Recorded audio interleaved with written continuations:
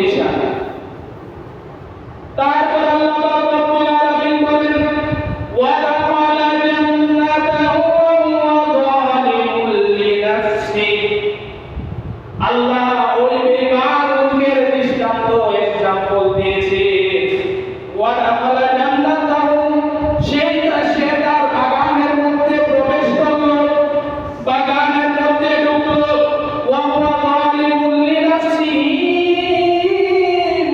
সে তার নফসের প্রতি জুলুম করা অবস্থায় সে তার বাগানের মধ্যে ঢুকেছে।